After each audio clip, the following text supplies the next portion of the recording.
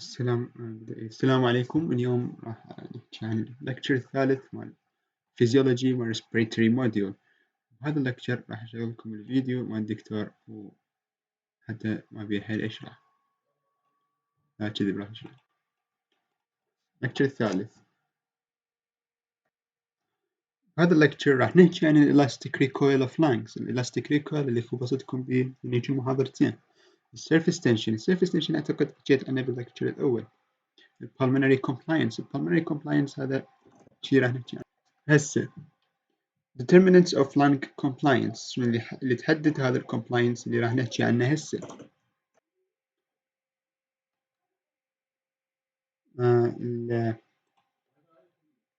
السرفاكتنت. وشنو هو السرفاكتنت وشلون راح يعكس عمل السيرفيس تنشن. الwork of breathing.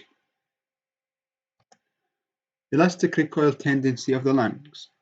Elastic recoil مثل ما عرفنا أنه اللانجز بطبيعتها tends to collapse. هي بطبيعتها تحاول أنه تنغلق على نفسها وتحاول أنه ترجع، يعني مثل أنه تتقلص.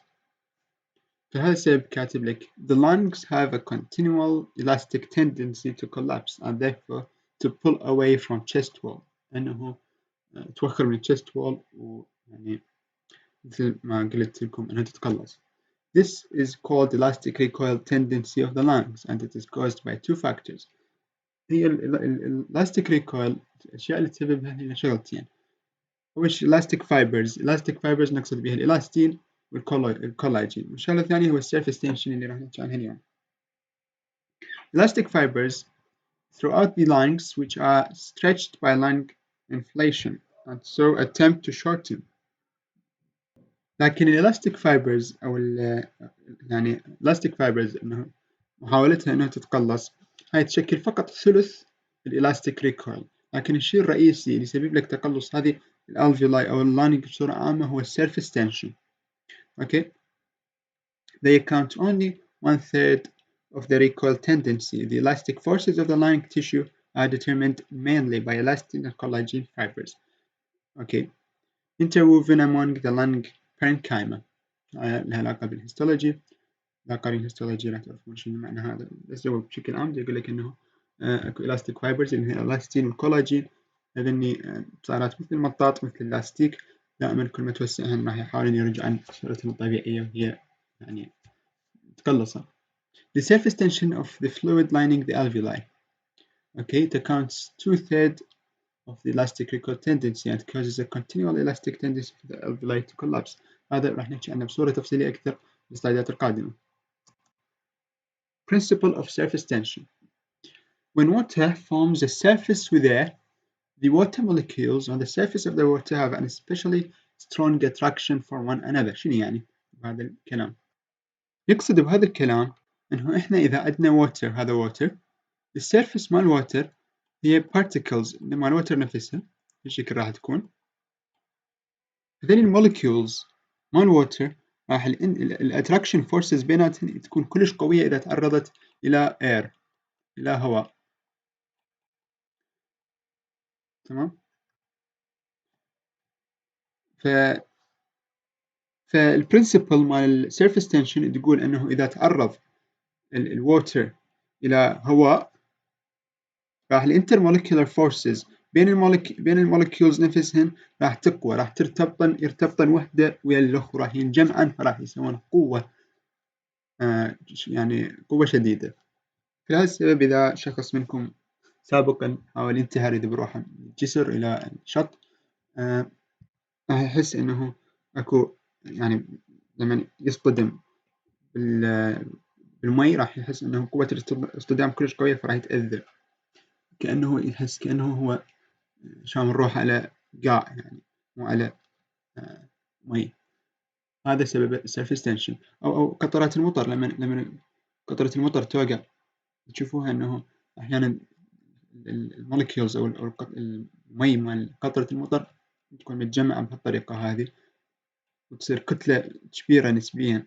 هاي الكتلة الكبيرة نسبيا هم يسببها سيرفيس تنشن، انه هذني راح يتجمعن المولكيولز وحدة علخ، فراح يعني بسبب تعرضهن للهواء، هذا الاير راح يتعرضن للهواء السيرفس الخارجي مالتهن راح واحد يرتبط بالثاني بقوة كلش كبيرة، فهذا السبب إنه قطرة المطر راح تتجمع. زين هسه خلينا نقرأ. Principle of surface tension. When water forms a surface with air, the water molecules on the surface of the water have an especially strong attraction for one another. The surface tension is caused by intermolecular attraction between the surface molecules of alveolar fluid. هسه شنو علاقة surface tension بالrespiratory system وبالالveoli وبالlung؟ يقول لك إنه surface tension داخل اللنج is caused by intermolecular attractions between the surface molecules of alveolar fluid. شوف الالفيولاي شوفوا الالفيولاي، هاي الالفيولاي تخيلوها الفيولاي، هاي الالفيولاي راح تكون محاطة بفلويد، هذا السيرفيس مالتها كله محيطة فلويد، تمام؟ فلهالسبب هذا الفلويد لما يتعرض إلى هواء راح يكون عنده سيرفيس تنشن قوي. هذا السيرفيس تنشن هو اللي راح يخلي الالفيولاي انه تنغلق على نفسها بهذه الطريقة. اوكي، اللي هو كنا مثل ما قلنا انه السيرفيس تنشن هو ثلثين الالاستيك ريكويل، الثلث الداخلي هو الالاستيك فايبرز مال الالفيولاي itself، تمام؟ فهذا هو السيرفيس تنشن.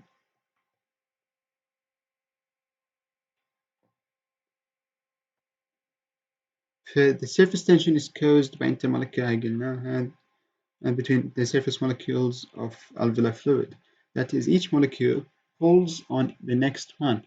Here the importance of negative intrapleural pressure suction pressure to prevent the lung collapse. هنا اللي يقول لك يشرح لك أهمية الانترابلورال pressure اللي شرحناه باللكتشر الثاني. فاللي ما شايف اللكتشر الثاني عنده فرصة إنه يروح يشوف اللكتشر الثاني، راح تطلع له أعتقد إذا عرفت شلون بالاقتراحات فوق. ف importance of negative intrapleural pressure إنه راح يصير مثل suction pressure to prevent lung collapse.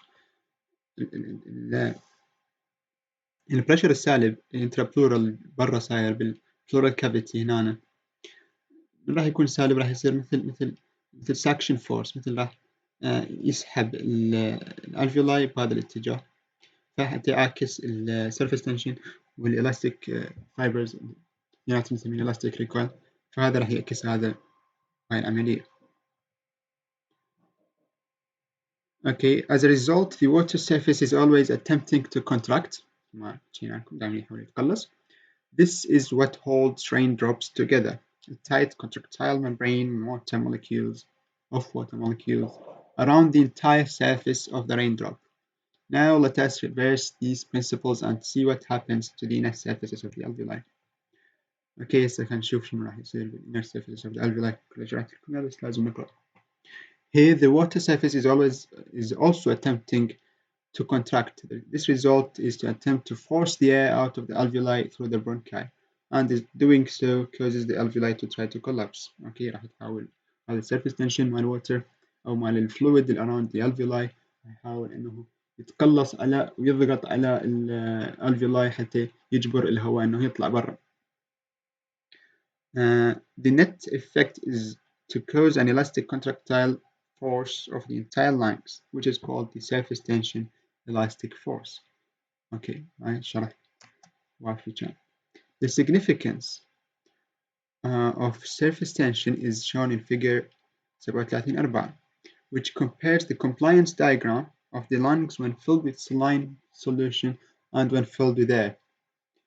يقول لك إنه شنو الفرق بين إنه لما الالفيولاي or lung لما تكون مليانة بإير لما تكون مليانة بسلاين يعني فقط سائل، شنو راح يصير الفرق بيناتهم؟ When the lungs are filled with air, there is an interface between the alveolar fluid and the air. فدا يقول لك إنه هنا بهذا الدايجرام air filled، هنا أكو air زائدا الفلويد، فلهذا السبب جاي يصير هنا أكو surface tension، تمام؟ بينما هنا فقط saline fluid، فقط فلويد، فما راح يصير أكو surface tension. ليش؟ ماكو air. بدي يقول لك إنه الفرق بيناتهم. تمام. Note that the transpleural pressure خلينا بس نشرح بعد أكثر على هذا. In the case of saline solution filled lungs, there is no air fluid interface. Therefore, the surface tension effect is not present.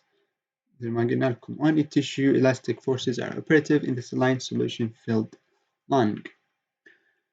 اوكي هنا لما اكو air filled هنا يحتاج انه pleural pressure تكون اقل، انه تكون اقل بهواي او تكون سالبيتها اكثر بهواي حتى تعاكس elastic recoil.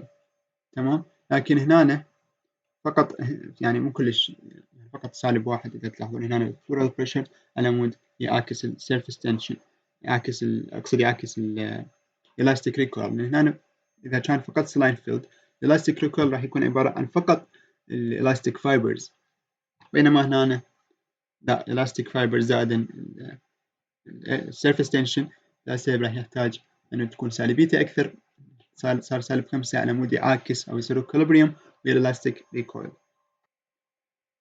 Note that the transpleural pressures required to expand air-filled lungs are about 3 times as great as those required to expand saline solution-filled lungs. نفس اللي قلت لكم إياه قبل ثواني. Thus, one can conclude that the tissue elastic forces tending to cause collapse of the air-filled lung represent only about 1/3 of the total lung elasticity.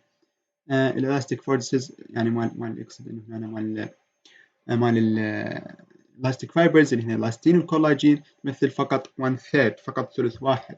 Whereas the fluid air surface tension forces in the alveoli represent about 2/3. The fluid air surface tension elastic forces of the lungs also increase tremendously when the substance called surfactant is not present in the alveolar fluid. The surfactant هذه مادة راح تعكس بشغل هال surface tension. هسه راح نعرف شلون بالسلايدات الجاية راح نشرحها. هسه نحكي عن ال pulmonary compliance ال expansibility. شنو هي ال pulmonary compliance؟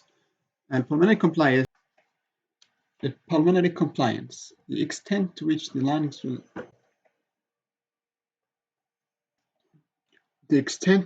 lungs will expand for each unit increase in transpulmonary pressure.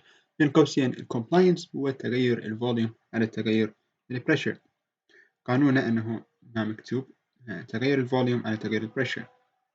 If enough time is allowed to reach equilibrium, this is called the lung compliance. هذا تعريفه بشكل عام. هسه راح نحكي عن التفاصيل مالته. دا يقول لك انه lungs يعني كل تغير او كل تغير بالبريشر مالته، بالبلورال بريشر تحديدا، شنو راح يأثر على الفوليوم مالتها.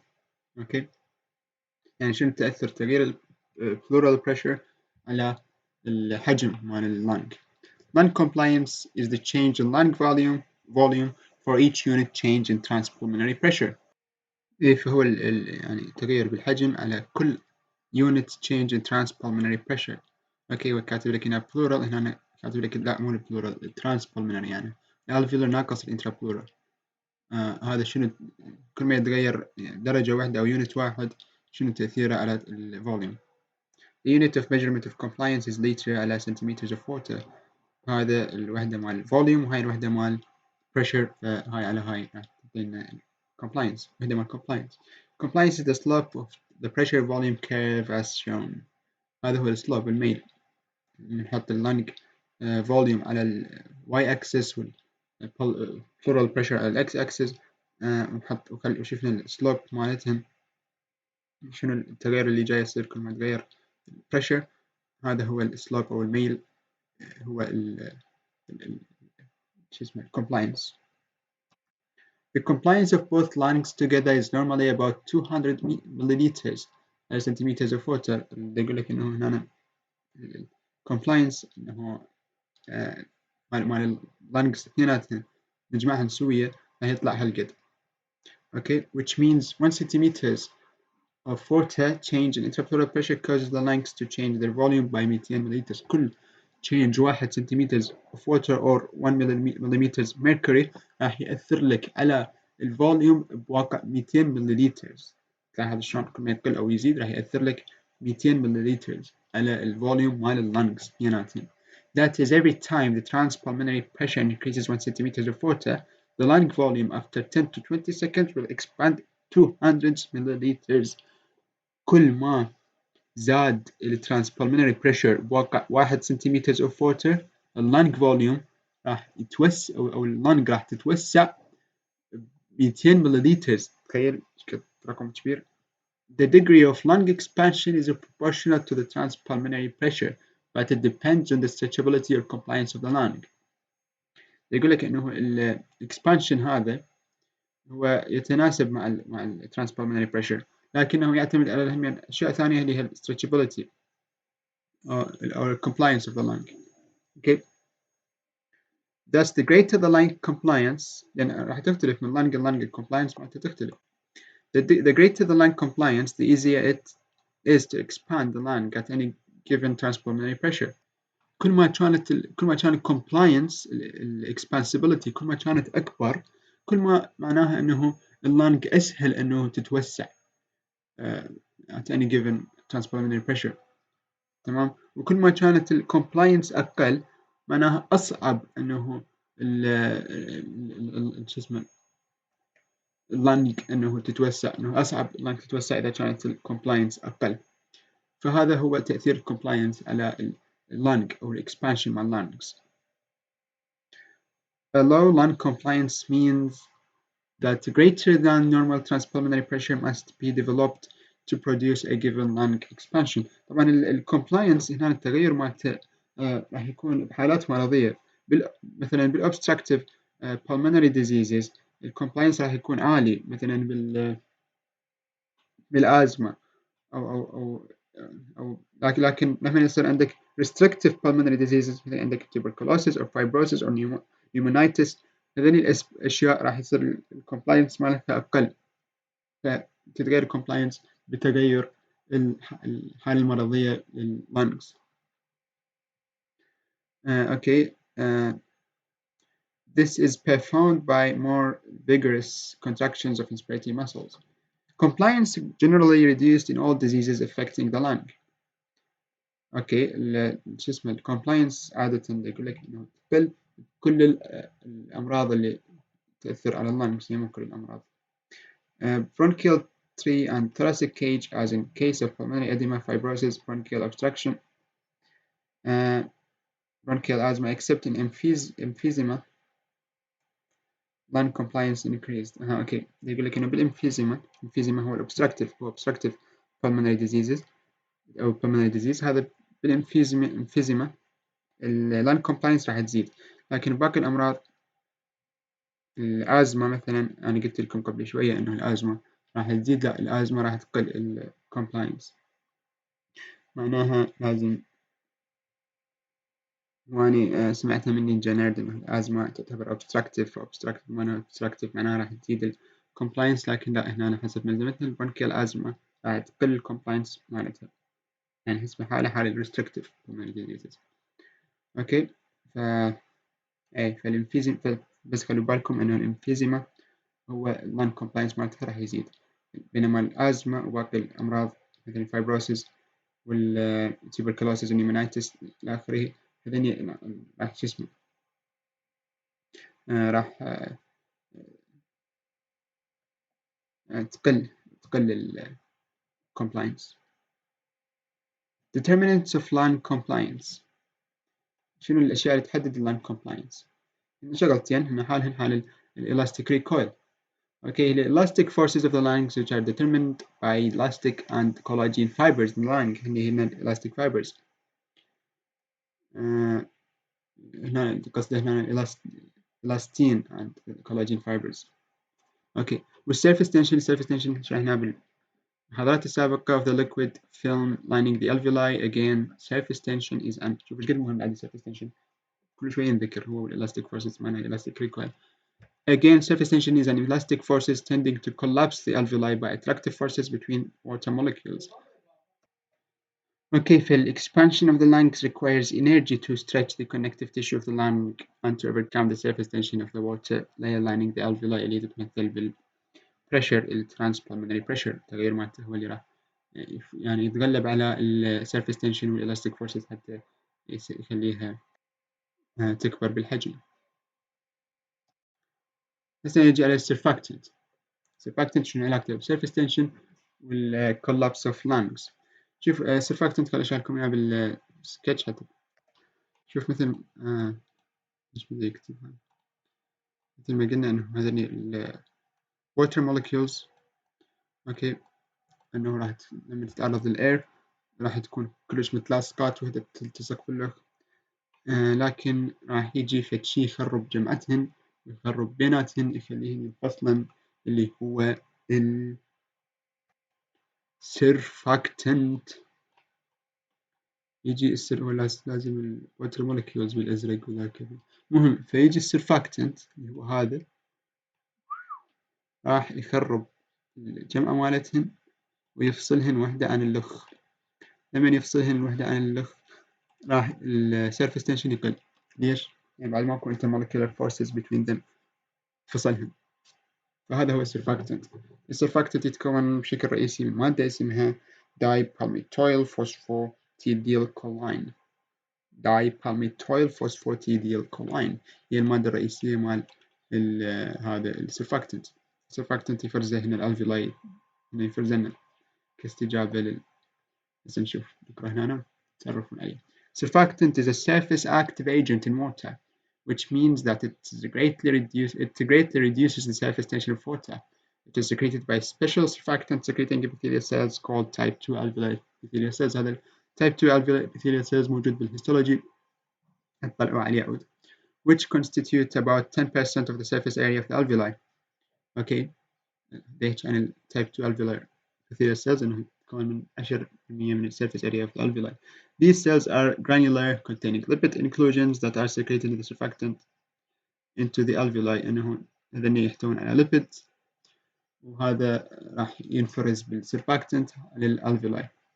هسه نجي على مكونات السرفاكتنت. شنو؟ surfactant is a complex mixture of several phospholipids, proteins and ions. يتكون من phospholipids اللي هو منو الفوسفوليبيد؟ هذا اللي قلنا لكم اياه، الداي بالميتويل فوسفاتيديل كولاين. داي بالميتويل فوسفاتيديل كولاين هو الفوسفوليبيد. والشيء الثاني قلنا بروتينز. البروتينز يقصد به سرفاكتنت اكو بروتين. والايونز، الكالسيوم ايونز. فيتكون من اولا ثواني خلينا نرسم، صار بطيء هذا ماكو اشكال. يتكون من الداي بالميتويل فوسفاتيديل كولين، يتكون من السرفاكتنت بروتين اللي هو البروتينات، وتكون من الكالسيوم ايونز. نكتب اشياء زين.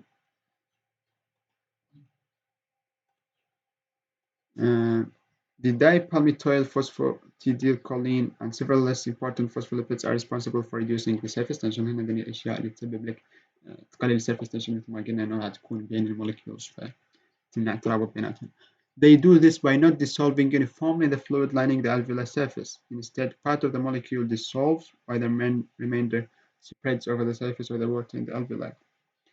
اوكي، ده يقول لك انه شلون انه هذني هيك جاي قلنا surface tension، انه هذني المواد او surfactant هذا ما راح يدخل داخل الفلويد، وانما part of، مو كله يعني يدخل داخل الفلويد، يعني part of هذني المولكيولز او هذني part of the surfactants راح يكون راح يكون ما بين المولكيولز، تمام، فيقلل الترابط بيناتهم.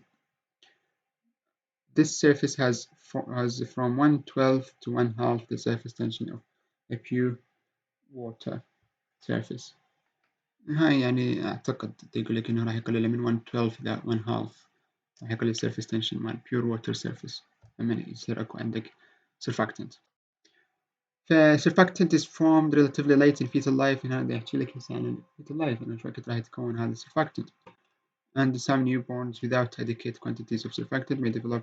لما ماكو عندك surfactant يعني بكمية وافية راح يصير عندك حالة مرضية اللي اسمها neonatal respiratory distress syndrome، اللي راح تتمثل بأديما، hemorrhagic edema، patchy collapse and hypoxemia.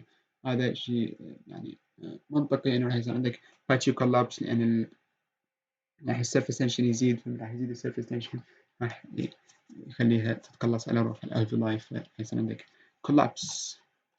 Surfactant molecules accumulate on the surface of the alveolar fluid and interdigitate between H2O molecules مثل ما موضح في الصورة. هذين الدايبالميتويل فوسفاتيديل كولاين اللي هو surfactant راح تكون بين ال H2O molecules فتقلل شو اسمه surface tension. Okay, this separates the surface H2O molecules and reduces the attractive forces between them. حلو. This decreasing surface tension of that fluid. أعتقد واضح. Functions of surfactant. شوفوا هو الفانكشنز مال surfactant تمثل فقط بأول وحدة. Reduces the surface tension of the alveolar fluid، فقط أنه يقلل الالفيولار fluid. وهذه الأشياء الثانية هذه هي عبارة عن نتائج للنقطة الأولى.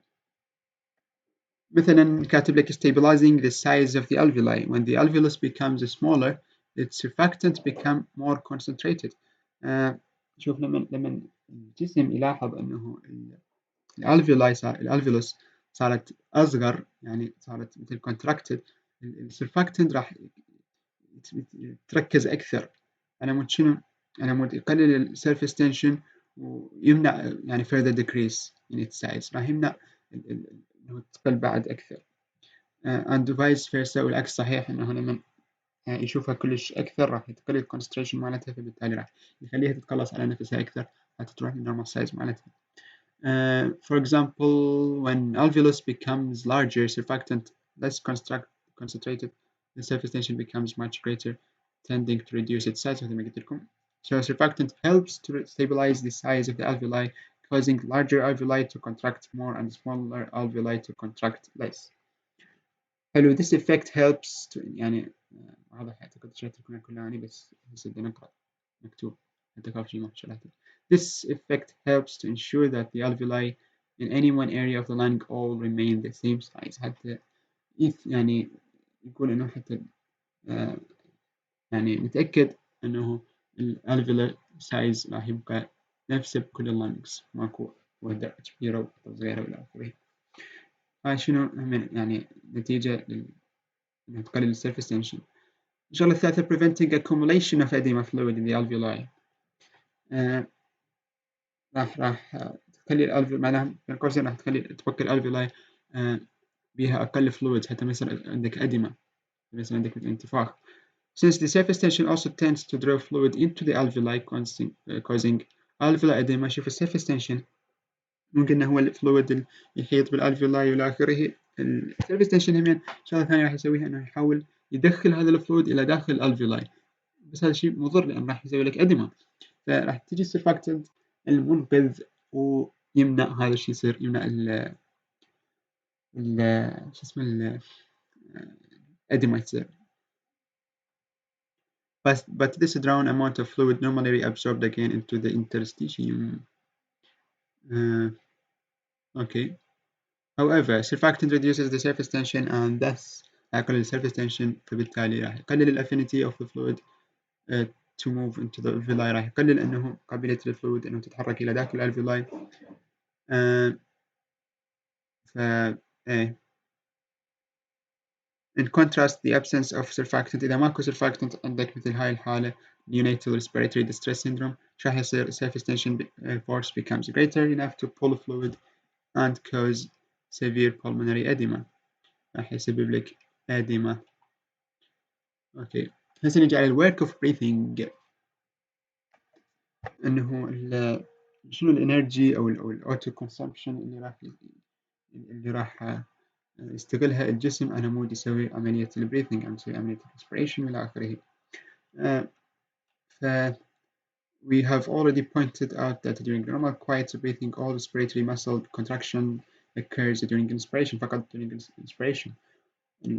بالمحاضرة الأولى أعتقد الثانية إنه بالinspiration فقط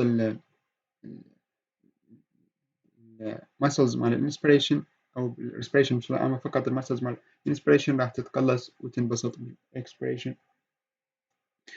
بالكوايت بريثنج، النورمال كوايت بريثنج يعني لما انت تتنفس وبدأ تفكر انه انت بدأت تتنفس، تفتكر شلون؟ يعني ماكو شيء ببالك انه انت تتنفس ولا تسوي اكسرسايز ولا عندك مرض معين.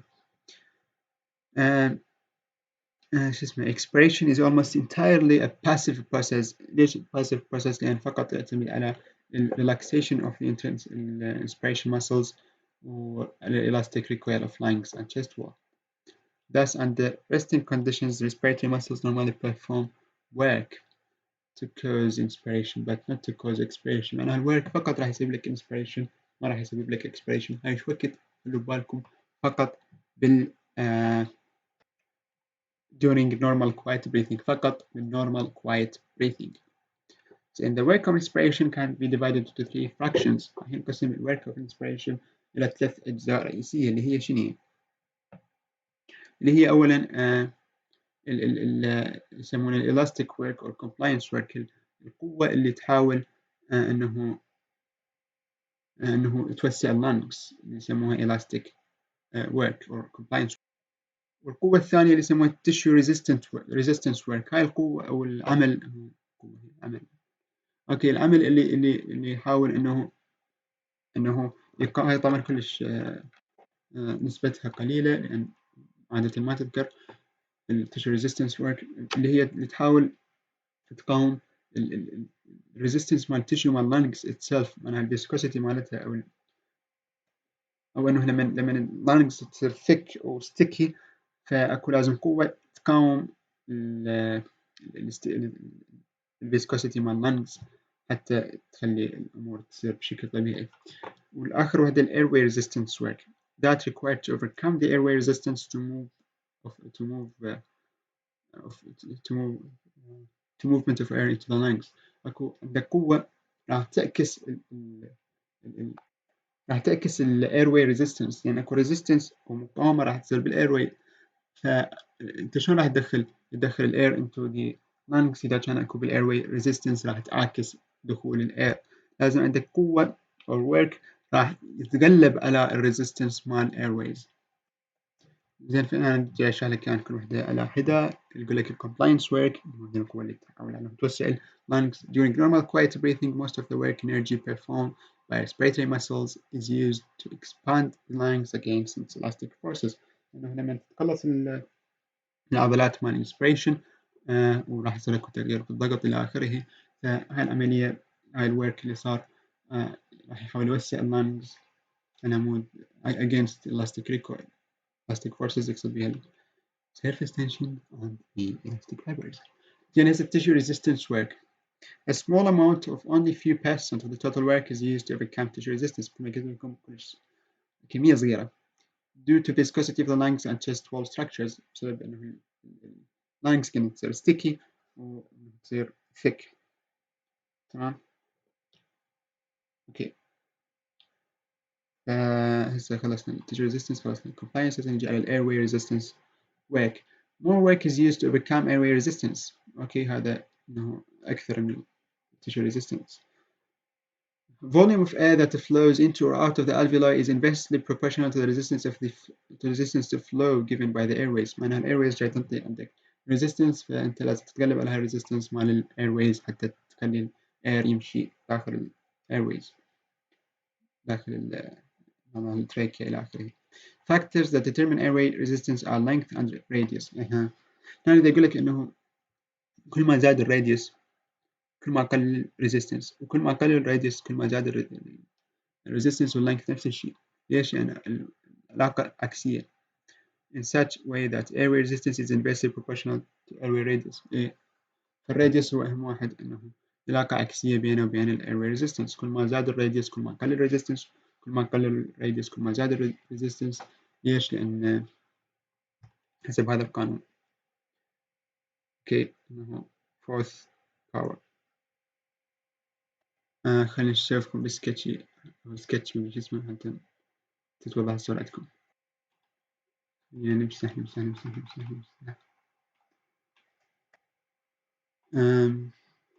نجرب نكتب هذا أو لا. إيه هذا زين، نسيب برتقالي أحلى. شوف إذا عندك كان تخيلوا إنه هذا مقطع أرضي للإيرواي، تمام، وهذا مقطع أرضي للإيرواي الثاني. هذا شوف الراديوس مالته القطر أو نصف القطر، راديوس دايمتر القطر، نصف القطر مالته هالقد، نصف القطر مالته هالقد. فهذا الريزيستنس مالته راح يصير أكثر. resistance هنا يعني more resistance. تمام، وهنا إذا كان أكبر radius هنا صار less أوكي ليش؟ لأن إنه لما راح تدخل ايرويز هنا راح تاخذ مساحة، راح تاخذ يعني راحتها بالتحرك إلى الجهة المقصودة، سواء كانت إلى داخل اللنج أو إلى خارج اللنج، بينما هنا ما راح تاخذ راحتها، راح تصير أكو ازدحامات. فتخيل تدخل شارع كان فرعي صغير، راح يصير الازدحام كلش كبير، فالسيارات ما راح يقدرون يطبون سموثلي. لكن هنا إذا كان شارع طويل مثلا شارع سريع إلى آخره، هاي واي، راح السيارات تتحرك بصورة سريعة، ماكو ازدحامات راح تصير. في هذا السبب إنه يقول لك القانون هالشي صار عكسيا. Airways kept open by transpulmonary pressure and elastic connective tissue. Airway resistance increased during forced expiration. اكو شيء اسمه forced expiration، انه لما انت تجبر نفسك تزفر او مو تزفر، يسموها لما تجبر نفسك انه تطلع الهواء من جسمك، هنا الايروي resistance راح تزيد كلش هواية. and in disease conditions like bronchial asthma. bronchial asthma راح يقل الدايمتر ويقل الراديوس، وبالتالي راح يزيد resistance. chronic bronchitis هم نفس الشيء.